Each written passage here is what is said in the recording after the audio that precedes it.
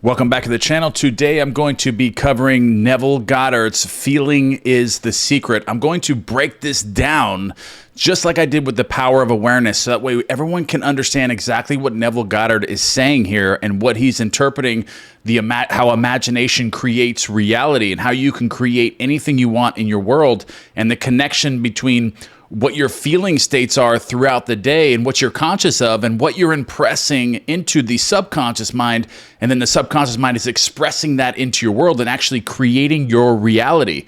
So what I'm going to do is cover this and break it down completely. That way you can completely understand how to start changing your life by what you're reacting to throughout the day and what you're manifesting throughout the day and what you're falling asleep with, like the feelings you're falling asleep with, and how those things are impressing the subconscious mind and then recreating those things to come into your world.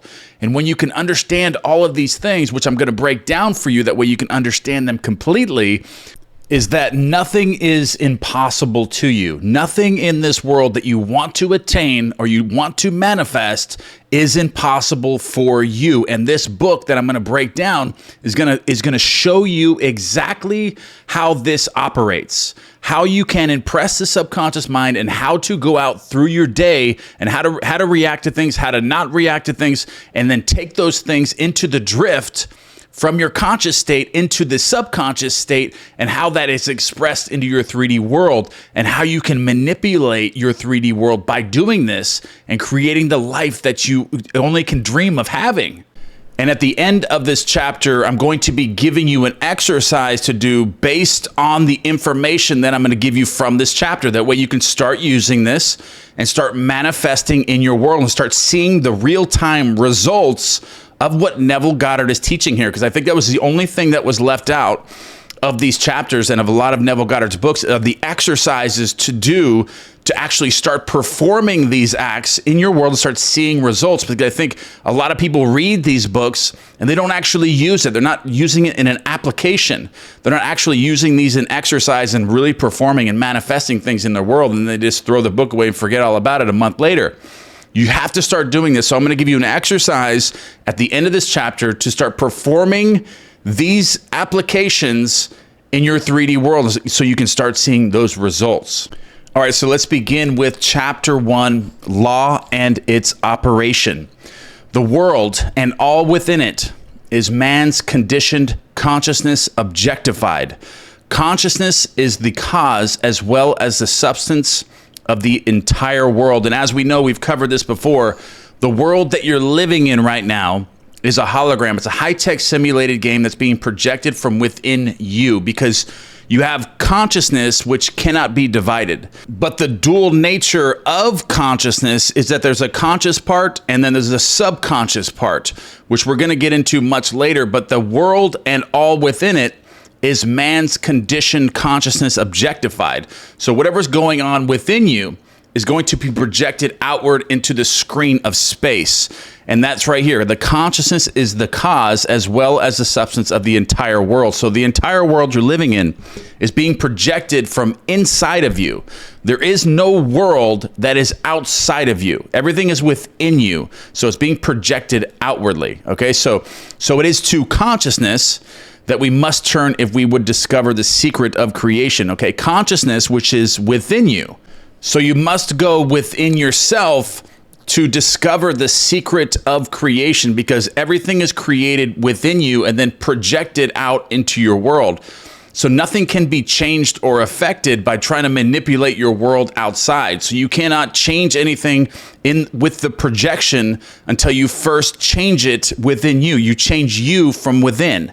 Because that's the secret of creation. The secret of creation is not to change things on the outside without first changing them on the inside, because the world is you projected out onto the screen of space. Okay, so knowledge of the law of consciousness and the method of operating this law will enable you to accomplish all you desire in life. So once you figure this out and understand that, which I'm going to give you an exercise to help you with all this, you will understand and be able to accomplish anything that you want to do in life or anything you want to create in life. But most people, we're not taught these things in school. I mean, when we went to school, like in elementary school and high school and even college, you're not taught these things, that everything is contained within you and projected out. And that's why it's so important that we cover these topics in detail now. Okay, so armed with a working knowledge of this law, you can build and maintain an ideal world. Consciousness is the one and only reality, not figuratively, but actually. This reality may, for the sake of clarity, be likened unto a stream, which is divided into two parts, the conscious and the subconscious.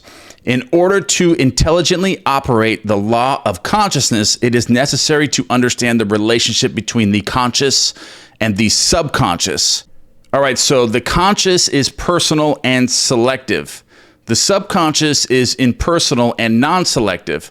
The conscious is the realm of effect. The subconscious is the realm of cause. These two aspects are the male and female divisions of consciousness.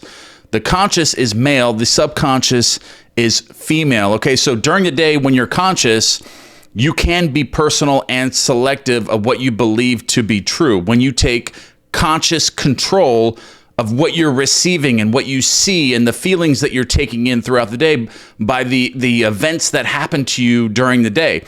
But the subconscious is non-selective and impersonal. It doesn't have the ability to understand what's true, what's false. The only thing it knows is what you're telling it from the things that you've been impressed with throughout the day, being personal and selective with your consciousness. So whatever you're consenting to be true of your world during the day, when you go to sleep at night, that's when you impress the subconscious with all of those feelings and everything that happened to you. And then those things are recreated into your world later. Like if you were to make, like you found a new job, all these great things are happening to you during the day, and you're just going through those motions and accepting those things as being true, all these great things happening to you, and then you go to sleep at night and you impress the subconscious mind with all these great things happening, then the subconscious mind is going to feel that. And it doesn't have any way out of that. It is impersonal and non-selective. It only knows what you tell it. So then it's going to recreate really good things tomorrow to happen. And then for the next week and month, for the rest of your life, if you continue with those feeling states being personal and selective throughout the day while you're conscious. So the subconscious doesn't know anything besides the feelings that you have and the feelings that you take in throughout the day and what you impress it with, and consent to be true. Whatever you consent to be true throughout the day is what you're telling the subconscious mind, and then it's going to develop that and then create that into your following days as you go. All right, so that's the difference between the conscious mind and the subconscious mind. But Neville Goddard gets into a little more detail here as well. Okay, so the conscious generates ideas and impresses these ideas on the subconscious. The subconscious receives ideas and gives form and expression to them. By this law, first conceiving an idea and then impressing the idea conceived on the subconscious, all things evolve out of consciousness. And without this sequence, there is not anything made that is made. That is the secret. That is the way that creation happens. Everything that is the conscious to the subconscious. What you're conscious of and being selective during the day, picking your fruit, your seeds for your garden, and then going to sleep and impressing those ideas and feelings with the subconscious. And then those things are created into consciousness itself. Those things are going to evolve into your world, and that's the world that you're going to be living, whatever you're selecting, whatever seed you're selecting, and then going to sleep and impressing the subconscious mind with that happening to you, then that's what's going to happen to you, and the subconscious mind is going to produce those results in your world. Okay, so the conscious impresses the subconscious, while the subconscious expresses all that is impressed upon it. So this is good. I like the language here. So the conscious impresses the subconscious, while the subconscious expresses all that is impressed upon it. So whatever you impress into the subconscious is going to express what you're impressing upon it into your 3D world. So the subconscious does not originate ideas. The subconscious does not originate its own ideas. It only knows what you tell it through your feelings. But it accepts as true those which the conscious mind feels to be true, and in a way known only to itself, objectifies the accepted ideas. So whatever ideas and feelings that you have and impress the subconscious mind with these things being real that are happening to you, it's going to accept those ideas and then objectify them and create them into consciousness, into your world. So you're going to see those things start happening. And it doesn't matter what they are. Whatever you consent to believe as true, whatever you can imagine, whatever you can feel is true in your world, and impress that in the subconscious mind, it's going to be created into your 3D world. And remember, this also works for negative things. So if there's bad things going on in your life and you're being emotionally charged about those negative things in your life, remember that you are impressing those bad things that are happening, those negative things, those emotions. You're impressing those things into the subconscious mind, and it's impersonal. It doesn't know the difference. So when you're telling it these things, these bad things are happening, it's like it doesn't know the difference. It doesn't know. It is not trying to help you. It's not trying to hurt you. It just knows what you're telling it through these feeling states. Then it reproduces that in your world tomorrow.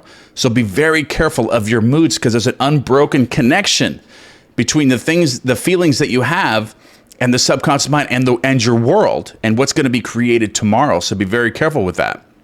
Okay, so therefore, through his power to imagine, your power to imagine, and feel his freedom to choose the idea you will entertain, man has control over creation.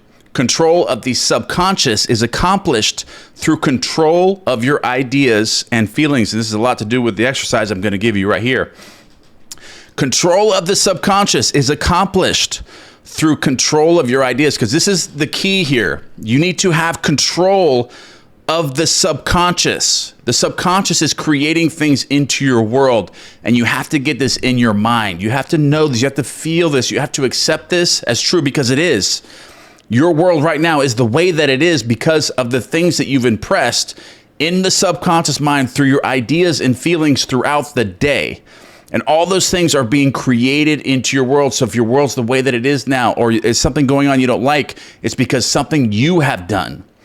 It's some emotion, some feeling that you've had and accepted to be true in your world. And now it's just being recreated every day because you're impressing that feeling, that idea of it being real to the subconscious mind. And the subconscious mind is then creating it for tomorrow. And it keeps recreating this over and over and over until you change it. And that's what we're doing now. And I'm going to teach you, I'm going to give you an exercise to start changing it, because this is very important.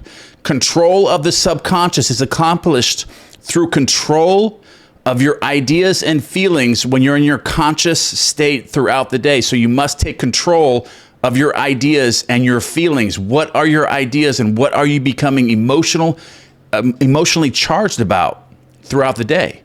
We have to change those things, and then your world will change. You can impress the subconscious mind with anything that you want. And that's why Neville Goddard went into, visualizing before you go to sleep at night, because no matter what happened to you through the day, no matter all the bad things that you become emotionally charged about, you can change that right before you go to sleep by visualizing a different feeling state, that everything was great that happened to you all day long, and you create this vision in your mind and you feel it and you make it real. And then you live in this scene and you loop this movie that you've created about your day that didn't really happen, but you're changing it. And then you take this feeling and you become emotionally charged about these great things happening to you. You just won $1 million. You just got a new job. You just got this house. You're in this great relationship. You can run your mind through all these different scenarios and feel it. And then impress the subconscious mind as you go to sleep. Impress it, and then the subconscious mind will express that new life for you. That's how easy this is. But this is where it comes in. Control of the subconscious is accomplished through control of your ideas and feelings. And that's what we're going to cover. That's what we're going to learn how to do, is control our ideas and feelings throughout the day and before we go to sleep at night. So we're very careful about what we're impressing the subconscious mind with. Okay, so the mechanism of creation is hidden in the very depth of the subconscious, the female aspect or womb of creation. The subconscious transcends reason and is independent of induction. It contemplates a feeling as a fact, existing within itself, and on this assumption proceeds to give expression to it. The creative process begins with an idea, and its cycle runs its course as a feeling and ends in a volition to act. Okay, so this is very important. The creative process begins with an idea or a feeling, and its cycle runs its course as a feeling and it ends in a volition to act. So when you impress the subconscious mind, the subconscious mind will then express even a new version of you, because your body is also part of the subconscious. So you're impressing yourself with a new version of yourself to be expressed the following day, which will end in a volition to act intuitively. Because when you're in alignment, when you have impressed the subconscious mind with a new version of yourself or something that you want, you will then be in alignment to act. And when you're in alignment with the frequency or the vibrations or the feeling states of the thing already sought, as you already having it, then you'll be under compulsion to act and to get that thing. And it'll be like effortless at that point because you're in alignment with this new version of yourself. Okay, so ideas are impressed on the subconscious through the medium of feeling. Ideas are impressed on the subconscious through the medium of feeling. No idea can be impressed on the subconscious until it is felt. No idea can be impressed on the subconscious mind until it is felt. But once felt, be it good, bad, or indifferent, it must be expressed. So any feeling, doesn't matter if it's good, bad, indifferent, it doesn't matter. The subconscious mind is impersonal, like we just went over. It's non-selective. It doesn't know the difference. All it knows is the feelings that you have. Are they good? Are they bad? Are you impressing poverty or are you impressing prosperity or abundance? Which one is it? Because the subconscious mind doesn't know the difference, whatever you're feeling. Say your day is poverty-stricken.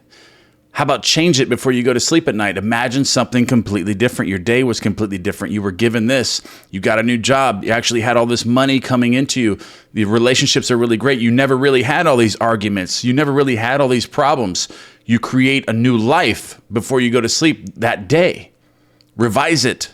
Create a new scene. Create a new life before you go to sleep, and then live in that moment, and then impress the subconscious mind with that new feeling state, because the subconscious mind's impersonal. It's only going to give you what it feels. What you impress it with is going to express that.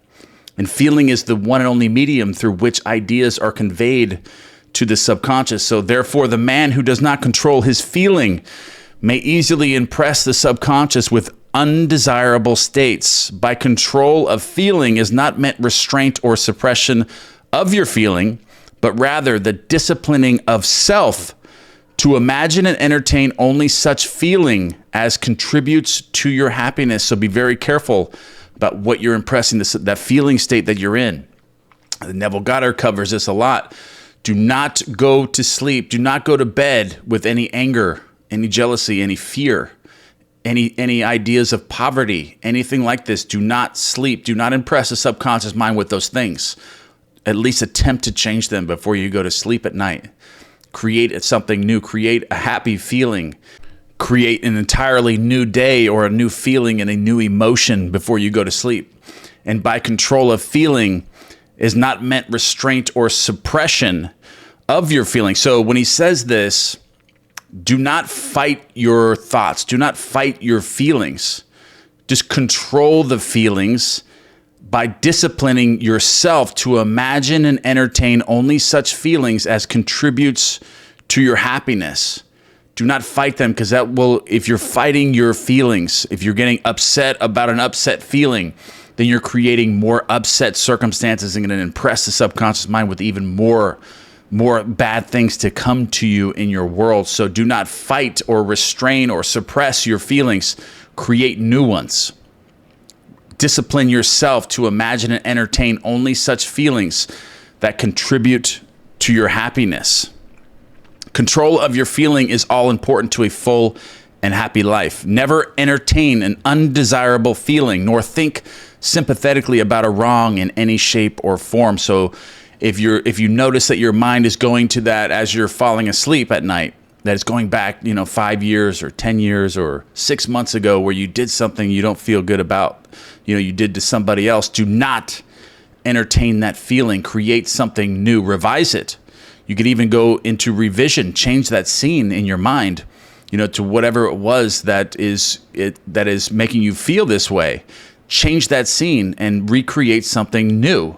Create it the way that you wanted it to go, something that would fulfill you, something that would show that you didn't do this wrongdoing or whatever it was. Revise that and then replay that over and over again until you take on this new feeling state of the revised scene, until you take on this completely new feeling state and emotion. And now you've moved past that. And now the subconscious mind is going to move past that and express something new for you tomorrow once you get through that with revision. And revision can be a very powerful tool for this, okay? So do not dwell on the imperfections of yourself or others. So if there's any imperfections within you, do not dwell on them as you go to sleep, especially with other people as well. Anyone that's done any harm to you, do not dwell on that as you're falling asleep with that anger. Do not fall asleep. Do not dwell on that as you're falling asleep or even throughout the day. That is not, dwelling on the imperfections of yourself or others does not do anything for you unless you're using that as fuel to grow in some way. Like sometimes I'll do that with myself. I'll be, I will dwell on some imperfections of my body, but I will put that into action, throughout the day by getting into the gym more or eating healthier. I'll start to make improvements in my life. I'm not really dwelling on the imperfections. I'm actually seeing the imperfections and improving those things. So that's something that you can use as fuel to grow and to develop yourself even further, but don't just dwell on them and then just lay there. There's nothing I can do to change that, because you can use that, dwelling on those imperfections just for a moment. But then as you make the changes, throughout the 3D world, like when I see imperfections, and there's something that I can actually change. There's a difference between the two. I'm dwelling on these imperfections, but I can change them and I'm using them to grow. So by the end of the night, I've made some improvements with that. So I'm impressing the subconscious mind with this version of myself that uses these things for growth. And then I'm growing and I'm getting better, I'm getting stronger, I'm getting healthier, I'm doing all of these things, and I'm impressing the subconscious mind with this new version or identity. And then the following day, I'm led to things like healthier foods coming in, or more opportunities to work out, or to grow even further, to make more money, to develop even further. So, but if the things that you're dwelling upon, these imperfections, are things that you can't change, like in yourself or other people, do not dwell on those things unless there's something you can do to actually get to accomplish that, to actually fix that, to repair that. If not, move on to something else, something that you can fix, something you can change. Then start growing from those things. But if it's something that you can't help or change at all, do not dwell on that at all. It's not going to help you in any which way. So don't focus your attention on those things. And it's just like what Neville Goddard says right here. To do those things is to impress the subconscious mind with those limitations. What you do not want done unto you, do not feel that it is done unto you or another. This is the whole law of a full and happy life. Everything else is commentary or automatic. Okay, so every feeling makes a subconscious impression. And unless it is counteracted by a more powerful feeling of an opposite nature, it must be expressed. Okay, so every feeling makes a subconscious impression. So whatever powerful feeling you have is going to be impressed into the subconscious unless it is counteracted by a more powerful feeling of an opposite nature. So the dominant of two feelings is the one that's going to be expressed. Neville Goddard gives some examples here that are pretty good. So if you say, I am healthy, that is a stronger feeling than I will be healthy. I am healthy now is a much stronger feeling to impress the subconscious mind than to say I will be healthy tomorrow. Or to feel I will be is to confess that you are not. So I am is stronger than I am not. Okay, so what you feel you are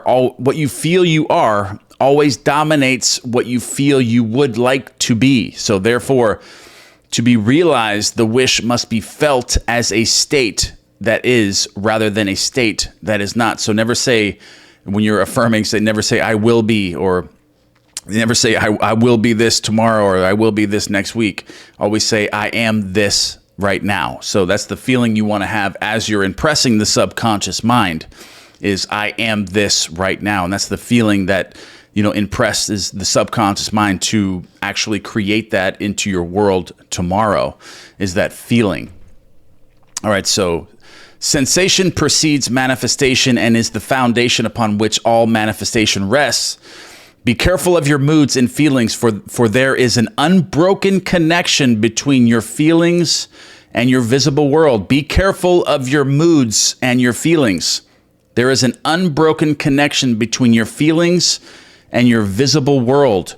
Your body is an emotional filter and bears the unmistakable marks of your prevalent emotions. Emotional disturbances, especially suppressed emotions, are the causes of all disease. Suppressed emotions are the causes of all disease. To feel intensely about a wrong without voicing or expressing that feeling is the beginning of disease in both body and environment. So when you do these things, when you feel intensely about a wrong without actually expressing that feeling, it will cause disease in your environment as well as your body. Not just you, but the world that you're living in. You're causing disease in your world that you're going to be living in, not only your body. So do not entertain the feeling of regret or failure, for frustration or detachment from your objective results in disease.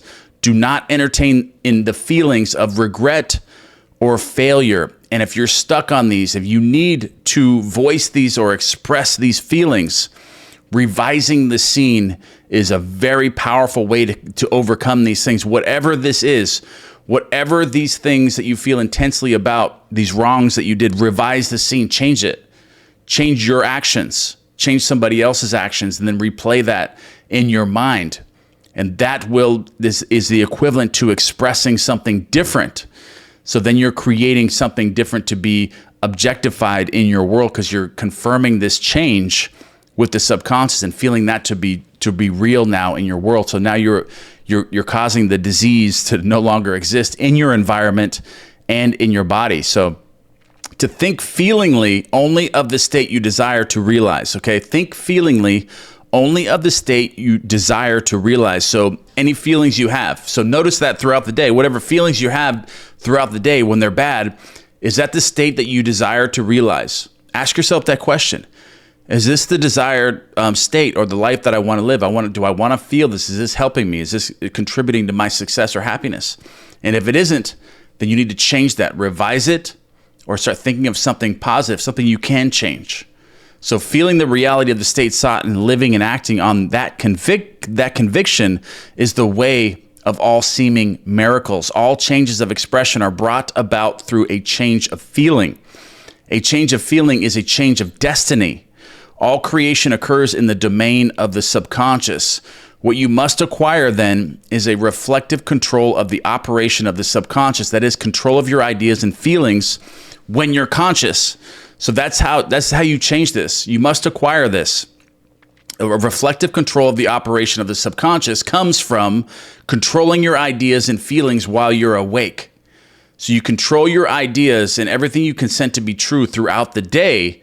Then you're taking control of the operation of the subconscious mind and taking control of your future by changing your feelings and changing your ideas. And you can even do this. You start doing this throughout the day, start changing them and stop reacting to these negative things that are going on. And if you do catch yourself reacting, you always have the chance before you go to sleep at night to revise those things or change that or create a new scene for tomorrow. Visualize something for next week to happen to you. Something great is happening, and fall asleep with that new feeling and controlling that idea and that feeling as you drift to sleep, impressing the subconscious mind with something completely different. All right, so chance or accident is not responsible for the things that happen to you. Chance or accident, there's no such thing as a chance or accident in your life. Those things are not responsible for the things that happen to you. Nor is predestined fate the author of your fortune or your misfortune. Your subconscious impressions determine the condition of your world. So everything that you are in total control. Nothing happens to you because of somebody else. There are no chances. There are no accidents or coincidences in your life. Everything is controlled through everything you consent to be true in your world, your feelings and ideas, everything that you are emotionally absorbed about throughout the day, and then you fall asleep with those feelings and ideas. That's what creates your world. What you fall asleep with feeling and ideas and everything you consent to be true in your world is what you are impressing into the subconscious mind. It's going to be created into your world tomorrow. So you must be selective, very, very selective, because your subconscious impressions determine the conditions of your world. The subconscious is not selective. It is impersonal and no respecter of persons. Acts 10:34, Romans 2:11. The subconscious is not concerned with the truth or falsity of your feelings. It always accepts as true that which you feel to be true. Feeling is the assent of the subconscious to the truth of that which is declared to be true. Because of this quality of the subconscious, there is nothing impossible to man. There's nothing impossible to you. Because of this connection between the conscious mind and the subconscious mind, there is nothing impossible for you to create. Whatever you can consent to be true, however big, however small, if you can accomplish that, if you can retain that feeling state of something happening to you or something happening in your world and impressing the subconscious mind with that, it's going to happen. There's nothing impossible to you. So whatever the mind of man can conceive and feel is true, the subconscious can and must objectify. Your feelings create the pattern from which your world is fashioned, and a change of feeling is a change of pattern of your life. So the subconscious never fails to express that which has been impressed upon it. The moment it receives an impression, it begins to work out the ways of its expression. It accepts the feeling impressed upon it, your feeling as a fact existing within itself, and immediately sets about to produce in the outer or objective world the exact likeness of that feeling. The subconscious never alters the accepted beliefs of man. It outpictures them to the last detail, whether or not they are beneficial to you. So to impress the subconscious with the desirable state, you must assume the feeling that would be yours had you already realized your wish. In defining your objective, you must be concerned only with the objective itself. The manner of expression or the difficulties involved are not to be considered by you. To think feelingly on any state impresses it on the subconscious. Therefore, if you dwell on difficulties, barriers, or delay, the subconscious, by its very non-selective nature, accepts the feeling of difficulties and obstacles as your request and proceeds to produce them in your outer world. So this is what is meant by do not focus on how you're going to get it, how it's going to come, why it's going to come. You don't focus your attention on these things. You focus on the feeling that it is already completed. You impress the subconscious mind with the feeling. You assume the feeling that would be yours had you already realized your wish. And you don't worry about the barriers or anything that's in the way of you getting that. You don't worry about delay or how long it's going to come or the difficulties that are going to come in order to get that. You don't focus on those things, because if you do, the non-selective nature of the subconscious mind will accept that feeling of difficulty and obstacles as your request, and it'll proceed to produce more obstacles, more delays, more barriers in your outer world. The subconscious is the womb of creation. It receives the idea unto itself through the feelings of man. It never changes the idea received, but always gives it form. Hence, the subconscious outpictures the idea in the image and likeness of the feeling received. To feel a state as hopeless or impossible is to impress the subconscious with the idea of failure. So if you ever think something is hopeless or impossible, you are impressing the subconscious mind with failure, and it's going to reproduce that hopelessness or that impossibility. So be very careful of what you're impressing, because anything is possible to you. There is nothing that is hopeless. You can attain anything by understanding what this chapter is covering here and what these secrets are. Understand this is very, very clear. Although the subconscious faithfully serves man, it must not be inferred that the relation is that of a servant to a master as it was anciently received. The ancient prophets called it the slave and the servant of man. St. Paul personified it as a woman and said the woman should be subject to man in everything. But this is symbolic, okay? So Ephesians 5:24, also Corinthians 14:34, Ephesians 5:22, Colossians 3:18, 1 Peter 3:1. The subconscious does serve man and faithfully gives form to his feelings. However, the subconscious has a distinct distaste for compulsion and responds to persuasion rather than to command. So you can't just command your subconscious to give you something, because when you're commanding it, you're telling it that you don't have it. You have to persuade it by impressing it with the feeling that you already have it.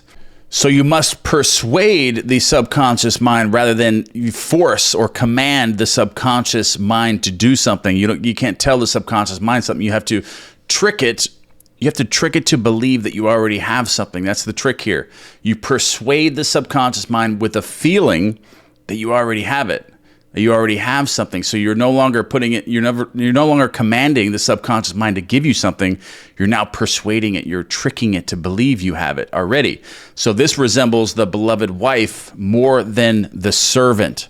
Okay, so the husband is head of the wife, which is symbolic. So Ephesians 5:23 may not be the true of man and woman in their earthly relationship, but it is true of the conscious and the subconscious, or the male and female aspects of consciousness, the mystery to which Paul referred when he wrote, "This is a great mystery," 5:32. "He that loveth his wife loveth himself," 5:28. "And they two shall be one flesh," chapter 5, verse 31, is simply the mystery of consciousness. Consciousness is really one and undivided, but for creation's sake, it appears to be divided into two. So the conscious or male aspect truly is the head and dominates the subconscious, or subjective, which is the female aspect. That is because when you're conscious during the day, you are accepting what is true of your world, like the feelings. You're absorbing those feelings and ideas, throughout the day. So you're taking all of those feelings, which you have control over, which is impressing into the subconscious, because the subconscious is impersonal. So it is under control by the conscious mind, which you have control over. So whatever you're feeling, you're consenting to be true. You're impressing those things into the subconscious. Then the subconscious is expressing those things into your world based on the way that you feel and the things you're consenting to be true in your world. So be very careful of this, and you are in control of these things. So remember that. You are in control of what you're accepting to be true in your world, and all the feelings and everything you're becoming emotional about.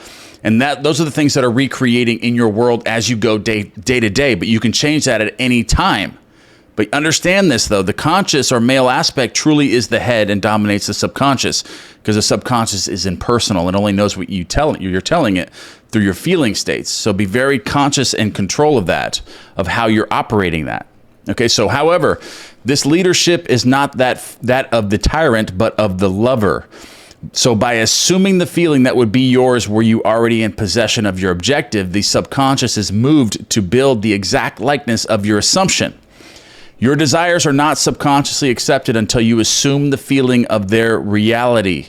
Your desires are not subconsciously accepted until you assume the feeling of the reality, of their reality. For only through the feeling is an idea subconsciously accepted, and only through this subconscious acceptance is it ever expressed through the subconscious. It is easier to ascribe your feelings to events in the world than to admit that the conditions of the world reflect your feeling. However, it is eternally true that the outside mirrors the inside. Right here, everything is within you being projected outwardly. So it is eternally true that the outside world, the 3D world, mirrors you from within. The inside of you is pushed out. The world is you pushed out. It is eternally true that the outside mirrors the inside. As within, so without. As above, so below. As below, so above. As within, so without. As without, so within. And right here, John chapter 3:27, a man can receive nothing. A person can receive nothing unless it is given to him from heaven.